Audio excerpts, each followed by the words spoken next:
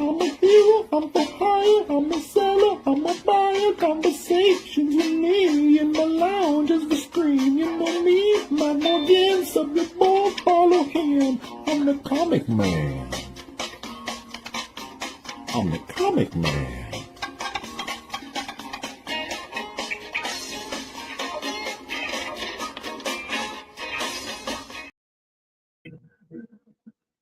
Oh, hello, true believers. Welcome back to another episode of Comic Conversations. I'm your host, Matt, on Heroes for Hire Comic Channel, Comic Club. I was reading a lot some of the old Battle World stuff. Like, look at this. Pretty cool. I'm a big, I don't know if it's a hot take or not, but I'm a bigger fan of Beta Ray Bill than I am Thor. I just think he looks cool. He looks like a horse with a hammer or something. I don't know. Anyway, I'm going to bring on my guest. I met this guy a few months ago. He's actually been on one of my streams. We did a review of Thanksgiving, which, if you've never seen that movie, highly recommend it. It's a laugh ride, actually. It's a killer turkey that likes to talk trash. But I met him through One Collection Down Fable. We're going to bring him on without any further ado. It's Hounds of Gore. What up, dude?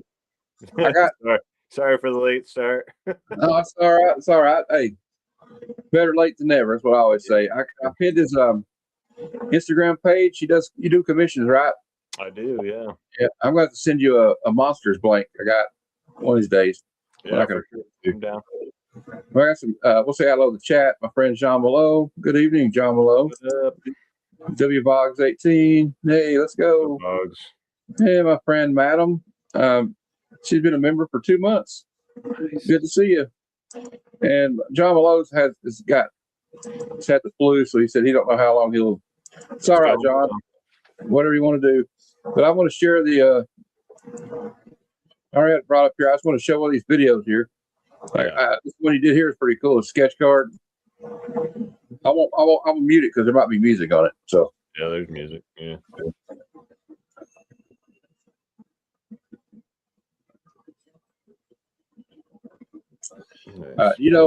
Another community artist, Locke. You know him? Who? Locke Wynn. I'm not sure. Maybe he does cards like this. He draws. Yeah. I got one of his sketch cards somewhere. That's really cool. Yeah, I just started like a little dabbling as far as like, as far as the videoing and like time lapsing and stuff goes. Like I just kind of started that. I just got like some stuff to like, I already have like the phone obviously, but like, a little like thing to go over and like has like the ring light and stuff on top of it. That one's not mine. That one was done by Andrew Mangum, but all those sketch cards are mine. That's pretty good. I've been doing like posting one for every day of the month. I got one for all of February too. I like that one. Kind of like bridging into March as well now. Just on a roll, I gotta keep the juices flowing. Yeah, I like this one. It almost looks like a cross between like a Cenobite and Judge Dredd. Yeah, that's really cool. Yeah. Did you do this one of Jason? Yeah, so that's a print of the actual painting I did of Jason. Yeah, that's really cool. All right. Well, let's see if we got anybody else showed up in the chat. Nope. All right, it's all right. Well, what we here is we just talk. But I had something interesting I wanted to share with everybody I saw. And I'm sure it's AI, so don't jump onto me too much, y'all. It's an AI video, but I just thought, I don't know, I just thought this was hilarious. 接下来我就不客气了，你能怎么不客气？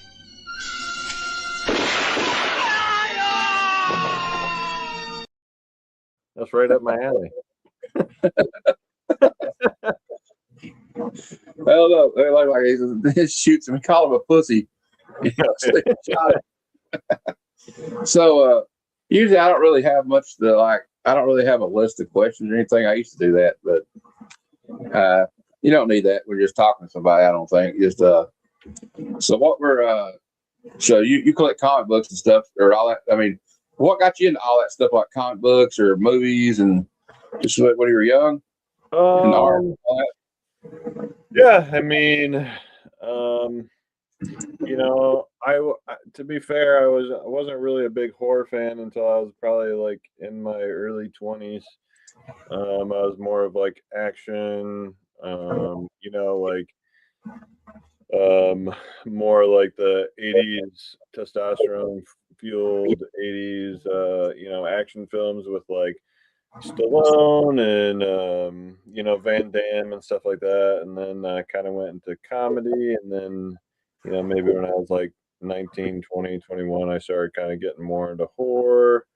I think I was like kind of maybe around the time where I saw Army of Darkness and kind of really enjoyed the B horror aspect of it, and didn't really start collecting stuff like actively until I got a little bit older. I collect a lot of things, so like I'll move on from thing to thing. But in my early 20s, I was like thrift stores a lot and collecting vinyl for cheap, and I got really into that. And um, I didn't really start getting into comics or manga until maybe like 2020.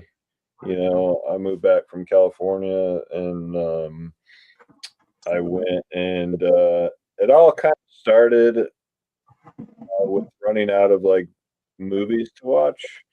So like, I kind of like I'm always looking for really like messed up movies, or really horrible B horror movies, and Yeah. I started diving into like J horror and Asian horror and Chinese horror films and stuff, like from like like Battle Royale, and kind of like that kind of me into there. And then I kind of like ran out of stuff, and then I was like, oh, like there's a lot of stuff like in manga that kind of wets my whistle. And I bought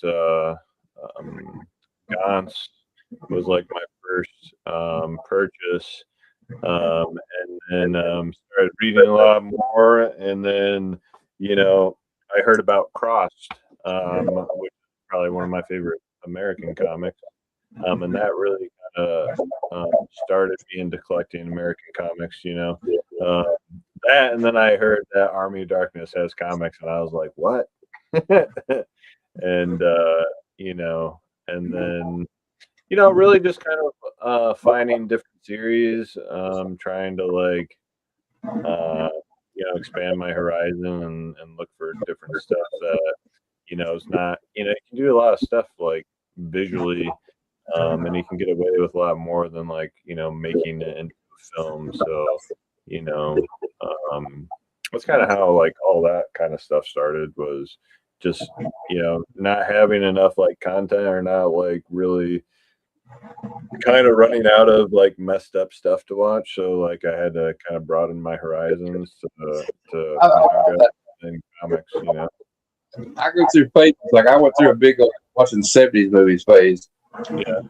Yeah. Like I don't know, like some people don't really know, but what it is like when I get into something, like I like Tarantino.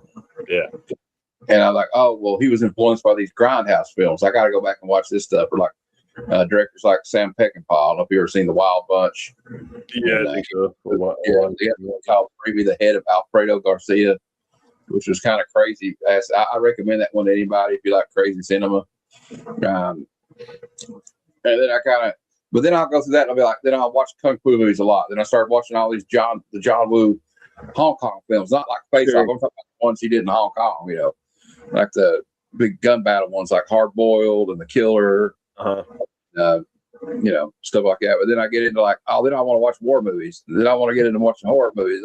I kind of jump like there. Then I like was like you. I'll collect vinyl, and then I'll get doing that and collect comics. So I've been everywhere on the. Yeah, I mean, I did that with films too. Like I got really big into Jackie Chan when I was like a lot younger, and like was watching like a lot of his like overseas films and stuff that really hadn't like come to America or anything. And you know, I got really big into Tarantino, like when I was in maybe like end of high school, like coming into college and stuff, and started watching a lot of that. And then like, you know, you right, like you go down the rabbit hole and you're like, oh man, like he directed more movies. Like I gotta go check these movies out. And you know, you kind of start digging a little bit, and you know, like I'm very much, you know, depending on what it is, like I kind of have a problem with moderation. So whatever it is, I'll kind of go balls to the wall with it. Like that way of everything. Like you yeah, know, like music, but like music, you know, like I like yeah. Metallica as a kid that I've discovered.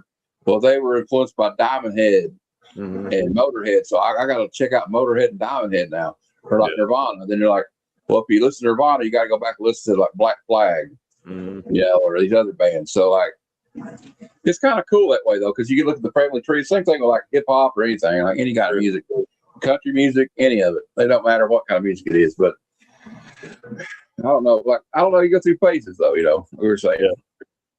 Yeah, definitely. You know, I think also too, right? Like even when I started my Instagram and stuff, and started talking more with people in the comic community, right? Like, you know, that broadens my horizon for like what I'm gonna be like reading, or like, you know, oh, I see this guy's got that. That looks really interesting. Maybe I'll check that out. You know what I mean? So sometimes it's a good thing, sometimes it's a bad thing for my wallet, you know, because I tend to like, you know,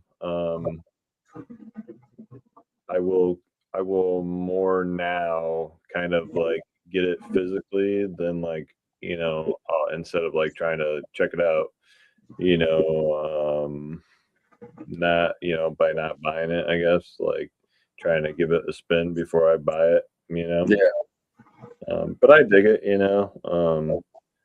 It just, you know, same thing with like, you know, I collect figures and stuff like that. So, you know, right now my money's kind of, you know, spread between comics, manga monthly, and then, you know, figures and stuff that I see throughout the months, that like if I have some extra cash, like, you know, I'll spend it on that, you know.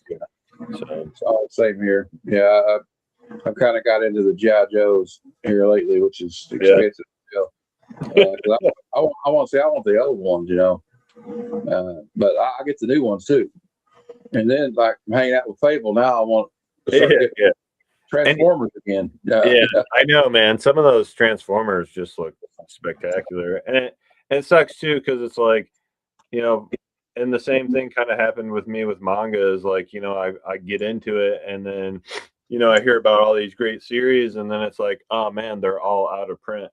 Or, you know, with like figures, like they're out of production. So it's like you either have to spend an arm and a leg to get what you want, or, you know, I'm very happy that like manga's kind of gotten super mainstream, because a lot of those series that I never really thought that I would own have, like, because of the boom, have like begun getting like reprints, which is awesome. You know what I mean? So I'm not spending, you know, $400 on a series that's like out of print. You know what I mean? Because I hate doing that. I'm not big on spending more than like MSRP. You know what I mean? So it's just like, unless it's like something that it's like my favorite thing, you know what I mean? And even then, I'm very like chintzy, you know what I mean? So I'm always trying to like save a buck or two. So it just kind of depends. Yeah. Yeah, I mean, you know, it was like with Army of Darkness, like I love a lot of their old figures and Evil Dead 2 figures and stuff. Yeah. But, like, all those things are out of production now, and I was really stoked when Trick or Treat Studios announced they were going to be releasing a new 5-inch line for Army of Darkness, and Oh, that's um, awesome. yeah, so I was like stoked about that, because you know I want more of those. I want more Army of Darkness stuff in my collection, and you know it's hard. You know, there's just so much out there that, you know, um, the people are trying to, you know, soothe the masses kind of thing. Like, you know, there's so much that people want. You know, Well, there's a lot of like love for nostalgia, you know, like when you're talking about the now I want them to see these Army Darkness figures. The first thing I thought of was this clip I have. Groovy. oh yeah, Groupie. Ruby. Like like a lot of that stuff though, like Arm of Darkness, like the old comics. Like I was gonna try to get some of those Friday 13th comics, but they're Wildstorm. Yeah, those are hard too, man. They're I have wild. a few of them, but it's like, that's the same thing with comics, bro. Like, I have a hard time, like, unless it's my favorite thing. Like, I have a hard time spending like, more than 10 or $20 on a comic book. Like, that's a lot. You know what I mean? And which is like good for me because it kind of saves my money, but Stay away, but I would hope one day that maybe they could reprint them or something. Yeah, me and my buddy Spud we're always asking that when we've interviewed James Kahoric, and we interviewed can't remember his name. But yeah, like that's a big thing, right? Because Freddy versus Jason versus Ash is like massively popular, and it's like, and it's probably due to the rights issues and stuff of if it will ever get a reprint, you know what I mean? Because those books go for $20-$30. Oh, absolutely. And you see one on Whatnot, they're not going for or somewhere for sale. They're not going to go for less than $30, $25 or something. It depends on what issue. I have been going back and trying to get like the top series. Yeah. Satan 6, when he had like Jason Goes to Hell in it, and they had a Jason Goes to Hell series. But like anything like that, Macabre, like stuff like that, like Bernie Rice and Master of the Macabre, I'll try to grab it, or Twisted Tales. Yeah. But I think the thing I was going to say that it was like the thing with the rights to like Friday 13th has been up in the air for years now. Like they had a great video game. It was on like Xbox and PlayStation, and you could play as Jason or the campers.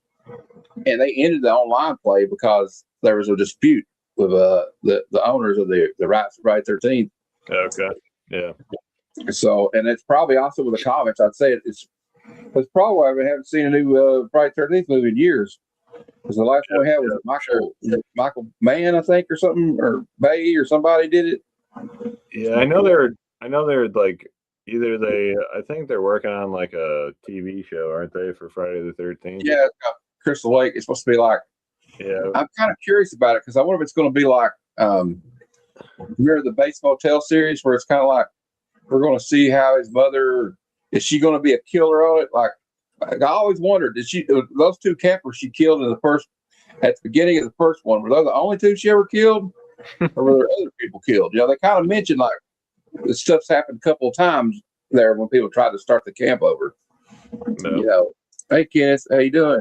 Jeff Katz is who I was trying to remember. I can't remember his name. He, produced Freddy versus Jason, and then he also wrote the original screenplay for Freddy versus Jason versus Ash. Sometimes I'm bad with remembering names, even for stuff that I love. But it would be cool though if they could like maybe even like Image or somebody could get a hold of like if they would give them the rights, because the thing about nostalgia like is people my age or younger. Even like Generation X and the generations afterwards, like the people that are in their 30s and 40s right now. Mm-hmm. Like look at what Energon universe thing, like all that stuff with the Transformers and I mean, right? Like you mentioned that earlier, and that was something I wanted to touch on too. Is like, right? Like we want to buy our childhood back. You know what I mean? And which is why like a lot of things that. Right, like video games, like vintage video games, right? Like video games, vinyl, VHS, like all those things are like making a comeback, you know what I mean? Or, a lot of people are, spending their money on stuff that like they got rid of as kids, you know what I mean? Or their parents got rid of or didn't save, you know what I mean? Like, we are that generation where we still want physical media. We still want all the stuff. And, I think I think it's cool, you know what I mean? But like to that point, I think it's stupid to spend like $100 on a tube TV. You know what I mean? when people are like throwing that stuff away, like I'm not spending it. You know, I feel cheap, man. I'm not. You know, like I'll wait until somebody else throws one away. You know what I mean? Like I'm not gonna go Yeah, spend a couple $100 on a VCR. You know what I mean? Like I have VCRs and stuff like that. I think, you know, but that's just me. Like I'm cheap. Like a lot of the stuff like I saved, but you know what I mean. So like I have all my like previous you know, Nintendo systems and stuff, like game systems and all the games and stuff. Like they're all like, you know, used and stuff, but like I have them, which is cool. You know what I mean? yeah. I thought about like trading mine. My comic shop was like buying like video game stuff because I got into it heavy. I have a Nintendo. Mm-hmm.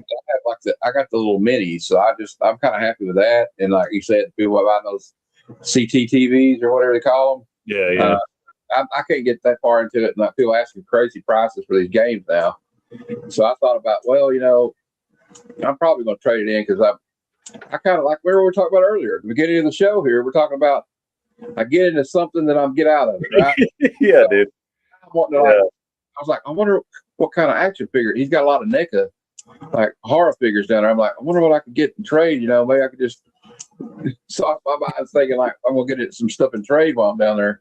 Yeah. So I don't know, but or I'll just like I got a pull list that's up probably up to $200 this last month. So I'll probably just be like, hey, why don't you take some of this stuff off? I probably won't get the same amount of money for it though. I know that, but yeah, I know. And like, man, that's like for me, I'm a collector. Like I'm not a seller. Like none of this. Like I'll never sell my stuff. Like you know, I'm not like looking to make a dollar. And I think that's probably why, like, I don't buy things that are cost too much. Like, you know, I'm just a collector. So, like, all my stuff is going to go to my kids. You know what I mean? And it has value, but like, you know, it, not me, right? Like, I'm not buying this book, you know, saying like, oh, like if I can get it for this, I'm gonna flip it. Like, no, I want it in my personal collection. You know what I mean? yeah, I've been kind of like that now. Like I used to try to sell on whatnot, then I kind of just like And you it's know, just not. selling is just too much of a hassle for me. Like, I I gotta agree. like post all this stuff, and then I gotta, you know, go to the post office and stuff. Like, I sell my artwork and stuff, but like, you know, trying to like, I'm just like not gonna hustle that. You know what I mean? Like, Yeah, well, like I was tried, and then like what happens is you get some comics, mhm, and then you run out of stuff, and you can't find anything else to buy to sell, right? And mhm. then when you're buying collections and stuff, it's like a razor thin margin. You got to like make sure you're not spending all the profit you made from the last time you did that, Yeah. and then you start jumping into comics you don't want to sell. Yep. So kind of what I did with a few friends is like on my hangout show on Thursday, when we start a chat, I can add you to it if you want to, where we just trade. Like, hey, I got this. I'm looking for this. If anybody's got it, and I like doing that too, because like, you know, most of my doubles and stuff, like those go to like my buddies, you know, or I give them away, or like, you know, if my buddy sends me an AOK or something, like I'm sending that stuff back, or like, you know, I'd rather just like do that, you know what I mean? Like, because for me, right, like if I get a double of something, that's like good for other people. You know what I mean? Or like trading, or, you know, whatever. But a lot of the times, like I said, it's just too much of a hassle for me to like sell stuff that I would just rather like, hey, like, do you need this? Like, I'd rather go to a good home than me try and sell it or something. Yeah. Throw it away, or, you know, Everybody I could just get something else I want. You know, like maybe you got something I want. Like I was telling somebody, like I got like some Mark Spears books I'm trying to part with. I was like, yeah, I would take like, you know, maybe some. Well, my channel's called Heroes of Our Comic Club, so I'm always looking for Iron Man and Power Fist. So yeah. or Power Man. I mean, I always screw the names up, but I don't know, man. I just have fun. Like the hobby, to me, it means a lot to me because like I was into like stuff I probably shouldn't have been into. So yeah. So like it's kind of like a release for me to where like my mom was like, you have too many comics. And I'm like, because I'm disabled, I live with my mom. And I was like, well, it's better than me buying drugs with it or something. So I mean, Yeah, man. I definitely have had similar experiences, and like I'd rather spend my money on this than that kind of stuff. And that's one reason why I have a problem with moderation, right? You know what I oh, mean? exactly. That's why I got a big gut here too. Yeah. I can't help, but I'm working on that. But like, I try to just focus on into like the toys and stuff I got. Like, I still find like I got old toys from when I was a kid. I'm trying to buy parts for those now because like when I had my toys, I know I had some friends. They made them set up and they played with them, but they took real good care of them. Right? Yeah. My planes would get crashed and shot down by other planes and Oh yeah, right. Like, so like I'm having to go back and get parts for them. yeah. And the other thing with restoring toys though is if they're white plastic, they're probably yellow by now. That's the only problem. I got Yeah. those the 2-legged walkers. I can't remember the at not the at yeah, or whatever it's called, and it's yellow looking. Yeah. Because it was like a gray. I just want to point out. Bobby said that we need to release the Crystal Lake files. I don't know, man. I don't know. Is the world ready for that? I don't know. Hey, that gets me into a fan theory. I don't think it's a fan theory. And I've talked with a lot of people. And since you're a big horror fan, I'm going to ask this question of you. Maybe this is not like, obviously not a prepared question that I would have for another guest, but since you're here, I'll ask you because I debate this all the time with some of my friends. Friday 13th, Jason Goes to Hell. Yeah, I remember you talking about it. All right. The Necronomicon is in that movie, right?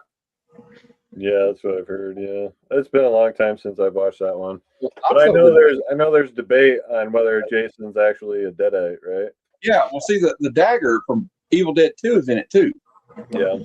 So my theory was, do you think Jason's mother, Pamela Voorhees, do you think she, Mrs. Voorhees, found the Necronomicon, and she's like, I'm gonna bring my son back to life, but she brought him back, and she can't control him now. So that's always what. Is that when? Would you say that's? So I've seen all the Friday the 13th movies, but it's been a while since I've made my run through them all. But would you say that's kind of where he started kind of getting his supernatural powers? Yeah, and also I guess it was also when Tommy because look, I talked to Fable about this. Friday 13th Part 6. All the people that died in that movie, in their own, are Tommy Jarvis's fault. Because if he just left a dead dog lying instead of digging him up and stabbing him with an iron rock fence and then getting lightning through him, Yeah. But it might be like maybe that was like, I don't know, because that's when he started getting supernatural powers. Because if you notice, like in Part 2 and 3 and 4, he can still get hurt. Yeah. But in Part 6, it's kind of like he got jacked up. He's like Frankenstein's monster. That's the kind of the Jason I like, though. I like the I don't know what it is about it. I just like the way my favorite guy that wear the hockey mask. In my opinion, I can't remember his name, but I like the guy from Part 4. I think he also did Part 6. I don't know if I'm right or not, but Kane Hodder. He started in Part 7. I think what he got about it, even though he was a stunt man and not an actor, was the same thing that Boris Karloff got when he was being Frankenstein. Like, just because you don't talk doesn't mean you can't say a lot with your movements. Yeah, it's crazy. I was watching some Hatchet, who Kane Hodder does Hatchet too, Victor Crowley, and I was just like stumbled upon this like video of like how they shot like the first film. Is that like Victor Crowley, Kane Hodder never showed his face to the cast until like it was actually time to shoot. And like to actually see kind of like the tear and because from what I've heard, I mean, he's a pretty physical guy. Like I know like in the past, like you you could get like choked by him at like signings and stuff. You know what I mean? He got sued. I think I heard him talk about this on the podcast. Something like that. I saw some video talking about it, but like I think that's great. You know what I mean? Because right, like Victor Crowley doesn't talk, right? Like, but you can amp up that fear factor of like I have no clue what he's gonna look like, and I know he's gonna come at me full force. You know what I mean? Like when it's time to shoot, Yeah. like really cool. It was kind of Like, my two favorite Friday movies are like part 6 and 7. To be honest with you, I just like that kind of like, I don't know. They kind of skirted around him being invincible until the last one, you know. And they're like, it's kind of like this though. It's kind of like, you know what? We're going to drop all pretense. We're going to give the fans what they want. He's just going to be a killing machine from now on. Yeah. You know, I think it's probably because there was a backlash after part 5, but you know, part 5 is not that bad. The only thing that's bad about it to me is like they act like Tommy's supposed to be a big part of that movie, but he's hardly in the movie at all. Yeah, that was the one I recently watched because I was on a show with Verno, and I was like, you know, maybe if I was more of like, if I was like a hardcore Friday the 13th fan, like maybe I'd get it, that like would understand why people don't like it. Kind of like, you know, I hear a lot of hate about Halloween 3, you know what I mean? And I'm kind of like you, man. The more amped up stuff, like the longer the series goes on, the more I feel like they kind of lay into the B horror aspect of it. And like, you know, Jason Goes to Manhattan and like Jason X, like I love Jason X. I know a lot of hate, but like that's just kind of the fun stuff that I love. You know what I mean? Oh, me too. Like, well, the thing about Halloween 3 is like, I don't think it's a bad movie. I think like there's just no It's like there's no Jason in number 5, technically. You know, aside from the mask. You know what I mean? Which I feel like that's Jason, anyways. But like, like Michael Myers isn't in Halloween 3, is he? No, he's not. It's like, it would be a good movie if they named it something else. So yeah, but I think what Carpenter was trying to do was he was forced to do a sequel to the first one. Mm-hmm. He was talked into it because it's just too good an opportunity. The studio, it's the same thing with Friday 13th or any of these movies. Nightmare on Elm Street, Hellraiser. Hey, we made this much money. We can make some more money off this and just milk it for all it's worth. Yeah, definitely. And sometimes it's a cash grab, right? I think what he wanted to do was like an anthology series, like, you know, I mean, like Creep Show or something, where it's like each movie will be called Halloween, but it'll be about something else scary. So I don't know that. Whatever, but I'm glad John Carpenter kind of got out of that after that one, because I mean, if it wasn't for him getting out of it, we might not have had Escape from New York or some of those other great films he did, like The Thing. The Thing is like to me, that's my all-time favorite horror movie. Oh my God! Like, you know what? That's like the pinnacle to me, and maybe I'm talking out of school here, but to me, that is the pinnacle of practical effects in a film. Oh yeah, dude. I mean, it just got inducted into the film heritage or something like that. Yeah. And I watch that every year, sometimes multiple times a year, and you know, it's creepy as fuck, man. Like those practical effects, like aside from like, you know, a couple of the goofy ones, like they all hold up today. You know what I mean? Like that just like speaks volumes to like not only that, but like just the whole film, the isolation, everything that like the actors are going through, and you know, all that stuff make that film just, you know, sometimes I'm like very hard pressed to be like, oh yeah, like what's your number one film? You know what I mean? And I mean, it's, you know, for me, it's got to be The Thing. Like, you know, I just love that film so much. It's so good. And I actually love what the little thing that stands out to me is Kurt Russell, because his reaction to some of the shit that happens, like, what the fuck is that? Like, that's kind of like us in the audience. And like, well, I don't know if you know, Geek Out with Roscoe's he's a YouTuber, Roscoe. He's an artist, but he does a show like every other Monday where they have people from the community like sit in art. I just want to show you, because I just recently got back into drawing because I quit drawing a long time ago. Did you again? My mom's an artist, but I did this one because it was he has a theme. So like a few weeks ago, the theme was a comic book character crossed with John Carpenter's The Thing, right? Okay. You remember the scene where the doctor puts the paddles on the guy and his chest cracks up, and he like busts out free. So I decided what would be perfect for the Thing? The Thing likes to imitate other life forms, right? Yeah. Venom likes to is a symbiote that likes to attach itself to people. Right. So the Venom Thing, I call him the Thingbiote. The thing, yeah. That's kind of a goofy one, but I did a little Alien too the other day for my friend Aaron. Nice.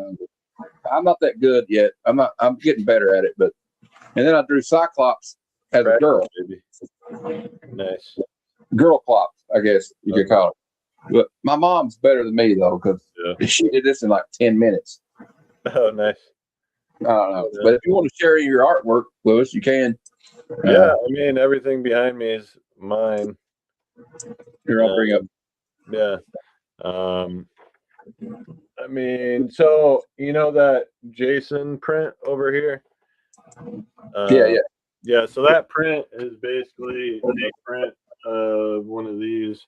So this is Hellraiser, obviously. It's like on 16 by 20 black canvas.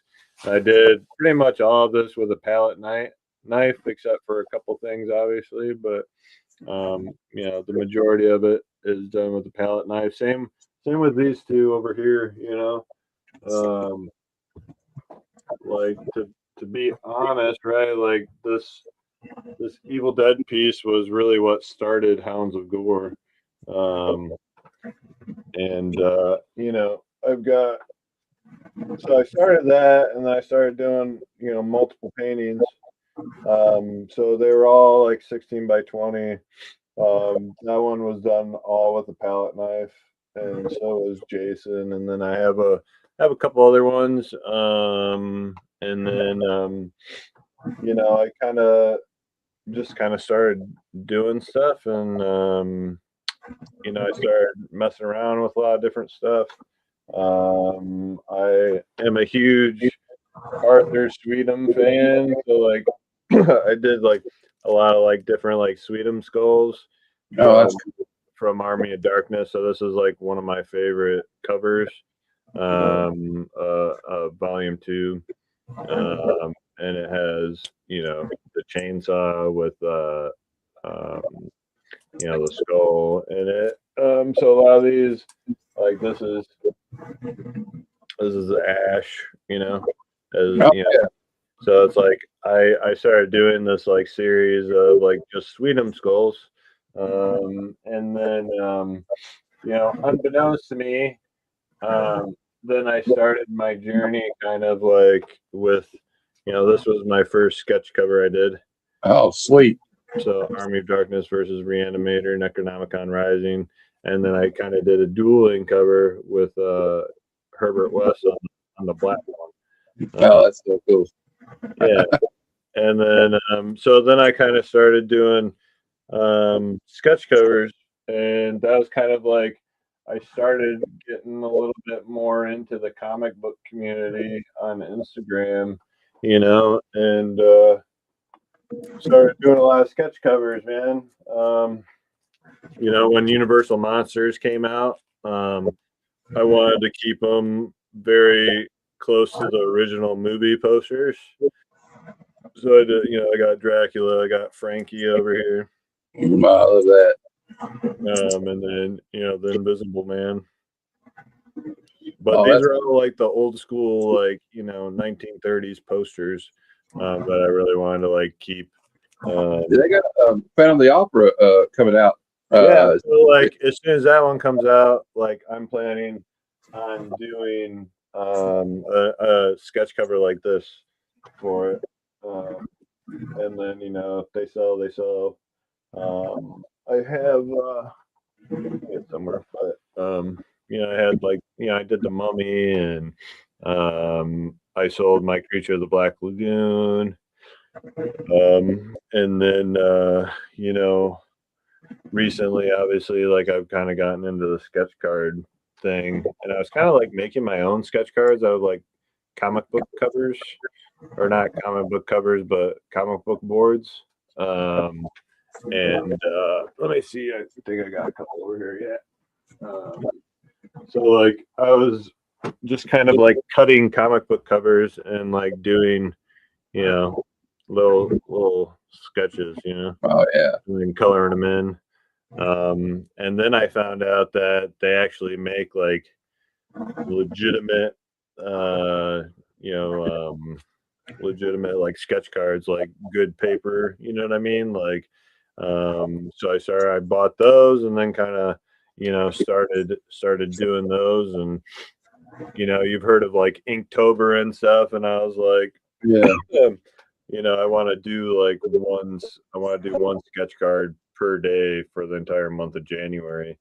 And I managed to do that. And then I kind of like, you know, went into February, and now like I have all February covered. And you know, I'm edging my way into March. And I think it's just cool. Like I really enjoy doing it, and it keeps like, you know, it helps me practice, right? Like that's the only way you like get better at stuff. Like you just have to keep doing it, and you know, so that helps me, you know, continue to like practice, you know, drawing and stuff like that. And art definitely like took a back seat for a good while, until like I did that Evil Dead 2 piece, and that's kind of when things kind of, you know, um, kind of like took off. Like I kind of got my like love for making art again. Not that I was like ever lost, you know what I mean? But I think I just, you know, right? Like I was dividing my time doing other things, you know what I mean? Where Yeah. like now, like a lot of my time's towards art, and you know, like I work out, you know, on a, you know, during the week. So like part of my time's towards that. You know, I got a kid, so like part of my time is towards him. And you know, and then I work a regular job. So it's like you know, I do that 8 hours a day, Monday through Friday. And you know, it's all a juggling act, man. You know, like prior to that, I was playing music. You know, I like to play music, but like, you know, it's hard because right, like my times being right, art is making me money right now, so it's like I enjoy doing that, and you know, continuing to do that. And yeah, so like music's taking a back seat right now. It's all a juggling act, man. There's not enough time in the day to like do all the things that I want to do, and I just kind of have to like pick and choose, you know what I mean? You um know, my friend Madam's an artist, and she's a sculptor, Nice. and it's like art is a long, winding, surprising journey. You just keep going, and don't lose sight of your talent. That's a good Yeah. advice. Like, and like, how about you though? Like, you know, you said you got back into. I'm trying to get back into it, and I'm way out of practice. My mom is a far superior artist than me, but Yeah. I got me some new markers. You know, like the inky markers.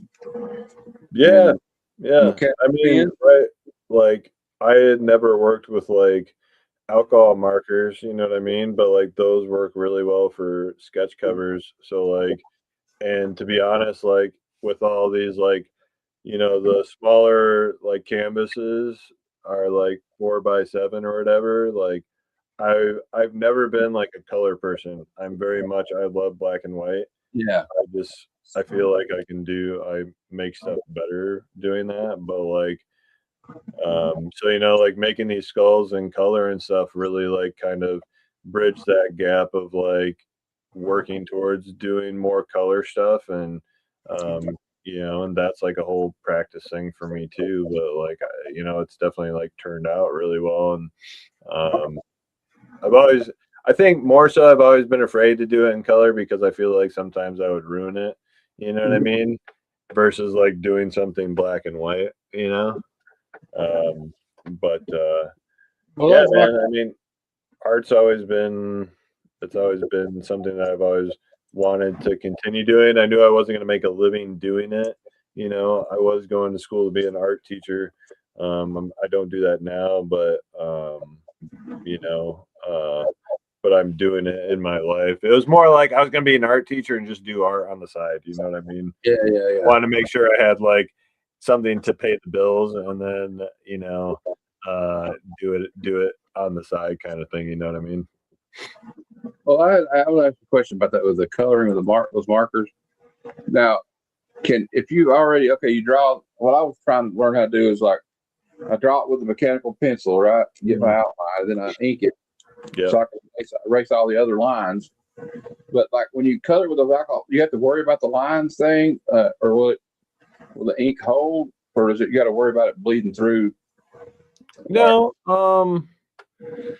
As long as like you after you're done inking and stuff, like you don't have to worry about it bleeding through. I would say like on some like comic book covers, you just like some of them are shit. Like the older like sketch covers are horrible.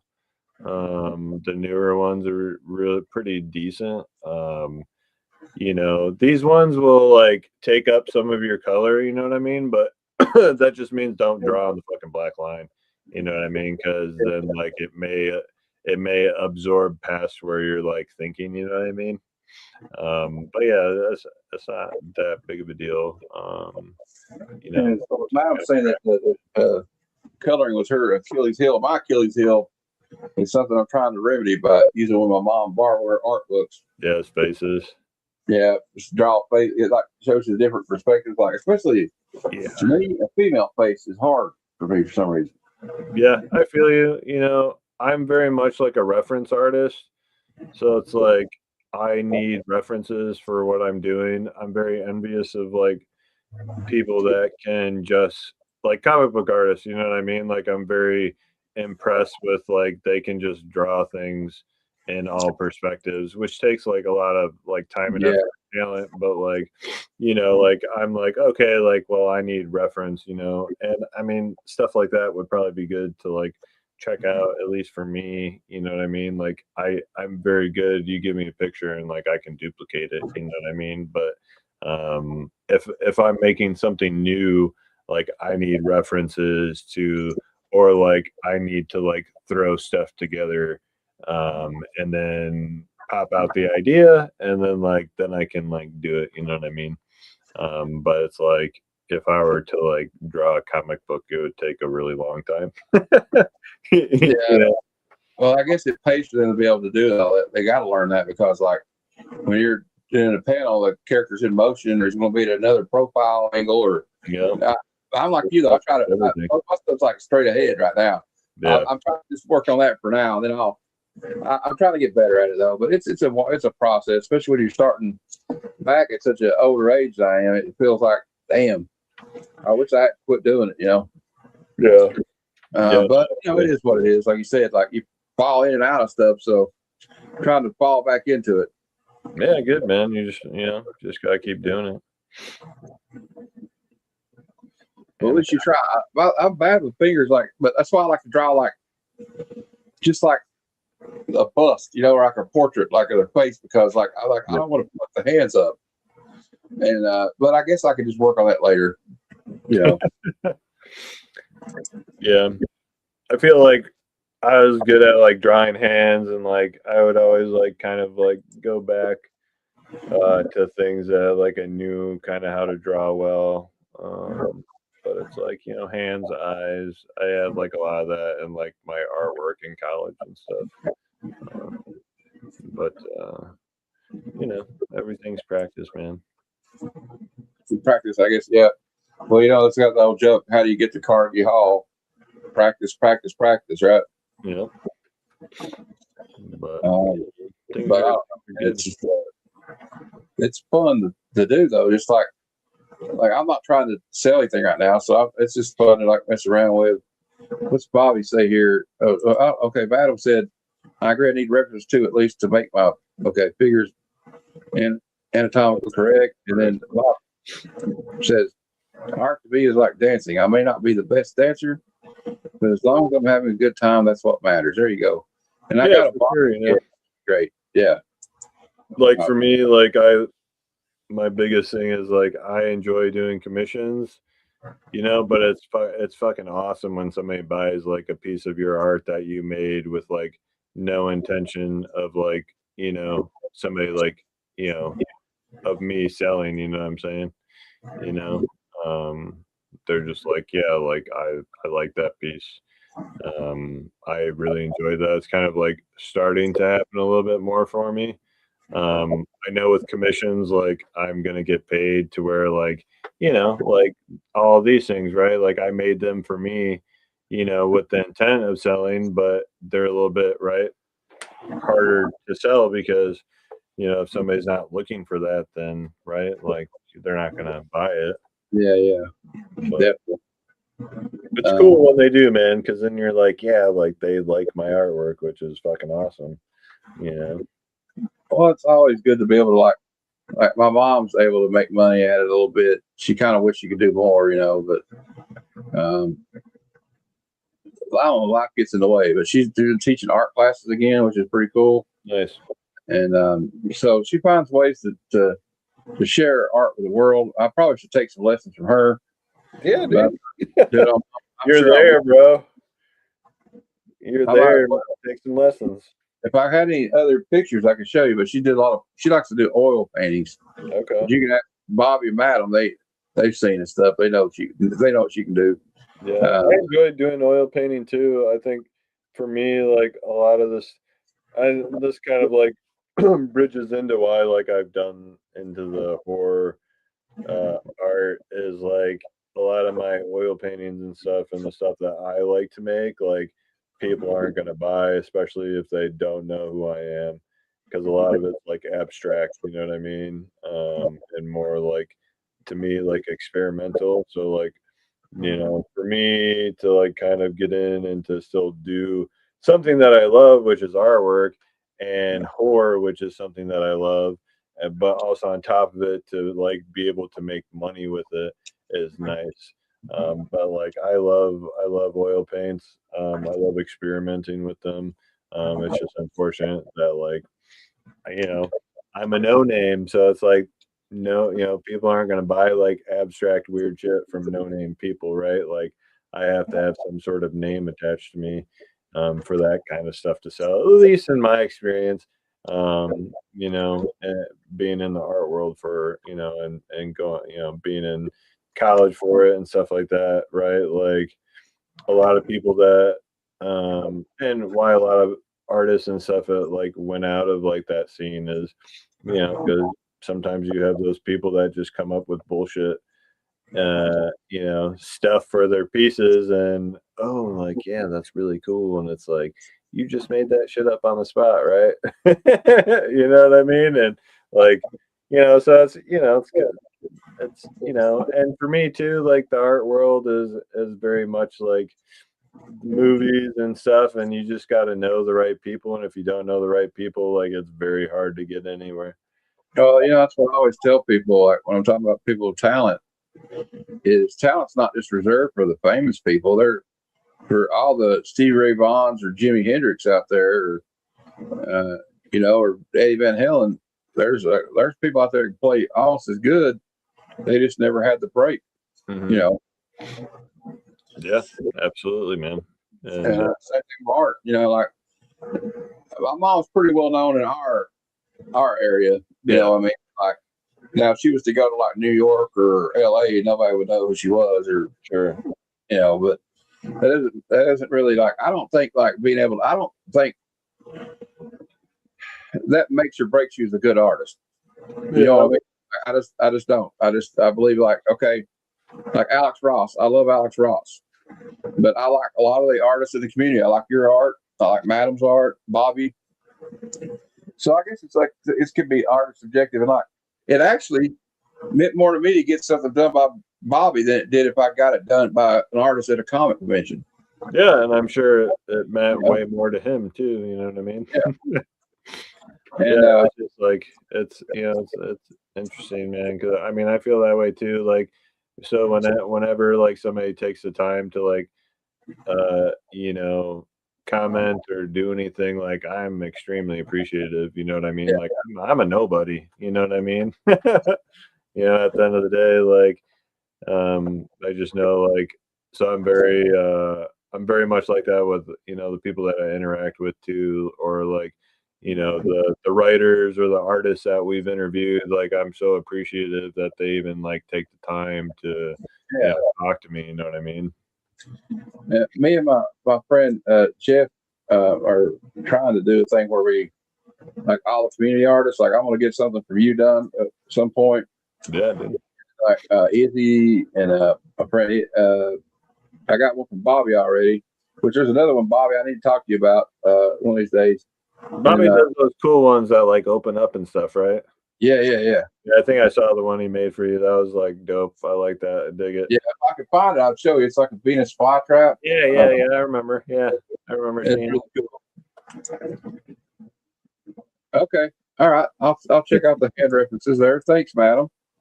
I appreciate it. She's trying to light a fire under my butt, I think. So I figure it out. But I don't know. I thought it was a good talk. I usually end it about an hour. So if anybody in the audience, we got about 5 minutes. If anybody wants to ask any questions of my guest, as long as they're appropriate, whatever. I don't know. It depends on what the question.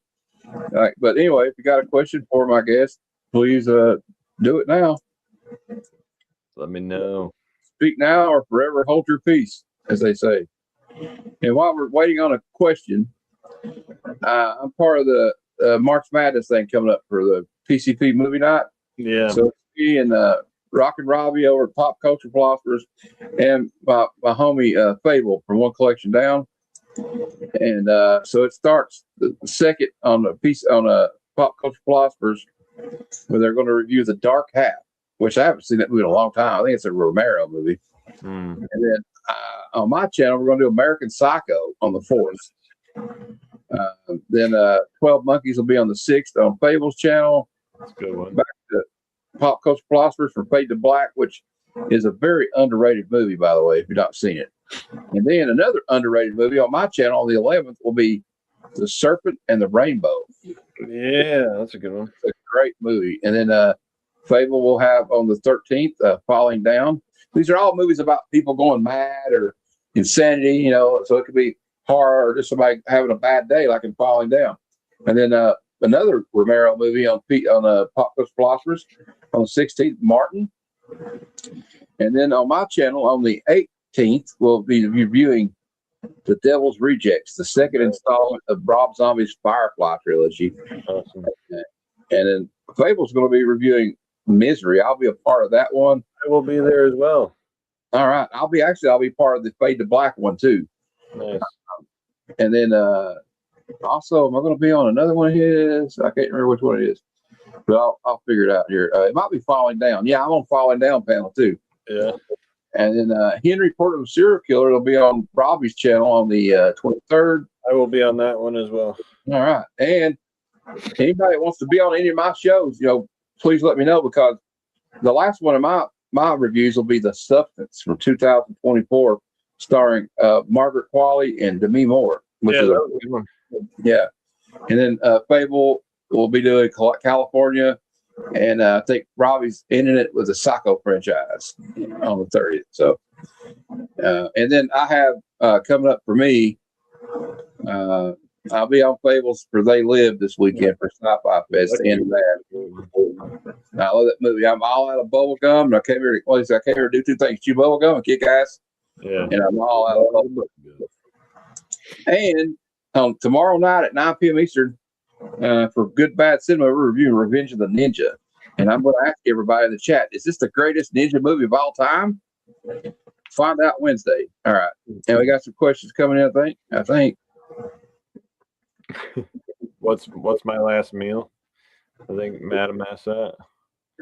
Yeah, Meal, huh? That's a weird question. All right, I love her. She's good at it. That's tough. I don't know. My last meal would probably be probably one of our home cooked meals. Probably like we do a nice meal I call pasta, peas, and ground beef. It's like my grandma always used to make fun of us because she's like, you always like the peasant dishes and kind of like the garbage dishes, you know what I mean? But it's like it's a good Italian dish. So, something definitely like probably one of like our home recipes, one of our home like Sicilian recipes that we got. I'd probably do something like that. You know, something to remember home by. Yeah. You know. I got some vegetable soup sitting here. It's cooling off. Yeah. But I had some fried okra earlier. I don't know if anybody likes that kind of thing, but Yeah, fried okra. It's kind of a country thing around here. But we're country as hell over here in Kentucky, I guess. Yeah, but, we've been making a lot of focaccia around here, so we've really? been eating that like every day almost. Well, I like those things, like like the ones that are like, I don't know if they're simple to make, but like like shepherd's pie or something. You just throw everything together. Like I like that kind of there. Yeah, that's right, Aaron. Country, call it country around here. And you like fried okra, man? I'm very much the same way, bro. Like I'd probably, I eat the same things a lot of the times, like the same thing every day almost. So it's like I'm simple, you know what I mean? Like if it tastes good, like I will continue to eat it. Very simple. I don't need extravagant things. Before we go, I want to also say, here's his Instagram page. He does commissions, I think. I'm sure if you reach out to him, he'll get back to you on it on Instagram. And he's got stuff for sale on there, like the sketch cards and covers and prints. If you got the time and the money and you like what you see, please give my friend here. I like sushi, all right, though. We just don't have a lot of sushi right here. The only sushi here is at Kroger, and I don't recommend getting sushi at either a grocery store or a gas station. No. I'm a big sushi person too. I love sushi. But if you want to see a real horror movie, eat some gas station sushi and see what happens. You have some real body horror, or you can recreate the scene from Dumb and Dumber where he has to stay on the toilet. So that's what happened real quick. Well, man, I thank you for being a guest. I don't want to keep you. I know you got stuff you probably got to do. And I appreciate you. Hey, sorry for the late start, man. Oh, it's all right. I appreciate you guys. It's all right. Bobby's like, ugh, gas station sushi. Yeah. It's kind of like, I don't know. It's like the gas station tuna sandwich in Futurama where Fry gets worms afterwards. Oh, yeah. Maybe you get worms and get really smart, What do you got? You got anything coming up you're getting ready to do, or any projects? Do I? I got some big shit coming up this year, hopefully. So stay tuned. I'm keeping some things under wraps right now. I'm working on a few commissions right now.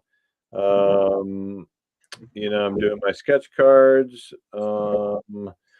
Hopefully down the line here, I'll have another interview with some artists or creators from the Army of Darkness series. If you haven't, it's pinned on my page.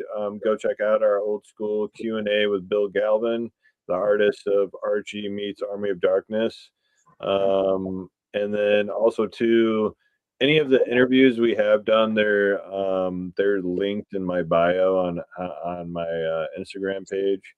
And I mean, the biggest thing coming right now, man, is I got that cool new contraption, so you're gonna see a lot of more like time lapse art stuff of like me actually doing the art, and hopefully I'll get better at my edits, but hopefully a lot of those things will go on my like YouTube page. It's just hard, man, you know what I mean? Like I'm already doing a lot for Instagram, so it's hard to like add on like another thing, you know what I mean? But I would like to put a lot of those videos on YouTube just to have them there, and also just to have something on the page, you know what I mean? But hit me up, man. All my artwork is in my highlight reels. You can check everything out, and then I always update my actual images on if things are sold or if they're still available. But yeah, I always open up for commissions, and got a lot of stuff for sale. So, I appreciate you having me on, man. It's always a fun time talking with you, and definitely enjoy seeing you around. And, I've been on a couple things with you now, so it's always a pleasure, man. Thanks, man. I appreciate you being on here. And if you want to be on any of those movie reviews, let me know. Yeah, I might hit you up on like, one of them. There's a couple that I would definitely be down to do for sure. I just gotta check on the dates and stuff, but Okay. shoot me the dates and the times, and I'll get back to you for sure. All right. Thanks, man. Yeah. Well, everybody, I guess it's the end of the show. But as Uncle Stan used to always say on Spider-Man and His Amazing Friends, until next time, true believers, Excelsior. Come, son of Jarrell! Kneel before Zod! Snoochie boochies.